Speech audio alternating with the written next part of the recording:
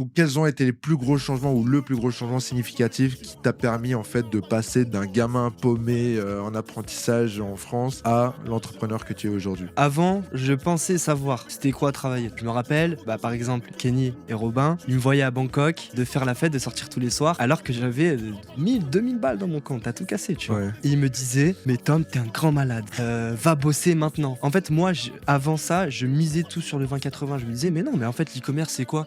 C'est tu lances une Facebook Ads, tu dépenses 20 € par jour, tu fais 5 commandes, t'augmentes le budget, tu scales, t'as rien à faire. Mais la vérité, c'est pas du tout ça en fait. C'est qu'il y a plein d'autres facteurs à prendre en compte et qu'il faut vraiment travailler vraiment dessus, tu vois. Et je pense que ma plus grosse prise de conscience, c'est apprendre c'est quoi de réellement travailler. Parce que là, du coup, les 2 dernières années, je les ai vraiment passées à tryhard. On peut appeler ça comme des années de prison. Il y a des personnes, d'autres personnes qui appellent ça comme ça. J'ai fait 2 ans d'années de prison pour avoir les résultats et la vie que je peux m'offrir aujourd'hui. Je compte encore m'enfermer pendant 2-3 ans pour justement avoir la vie que je souhaite avoir, tu vois. Mais j'ai vraiment l'impression que on n'a rien sans rien et que il faut en fait vraiment travailler. Si tu te butes, genre vraiment, je parle vraiment de se buter, tu vois. Si tu te butes à 100%, vraiment, sur un domaine, sur une activité, que ce soit l'e-commerce, le sport, peu importe, pendant un an, tu auras des résultats, c'est sûr à 100%, tu vois. Et je pense que ça, et ça encore, je me le rappelle à chaque fois, je sais pas pourquoi ça me revient dans ma tête. Putain, faut bosser, faut bosser, faut bosser, faut bosser, tu vois. Et je pense que ça, une des plus grosses leçons que j'ai pu en tirer.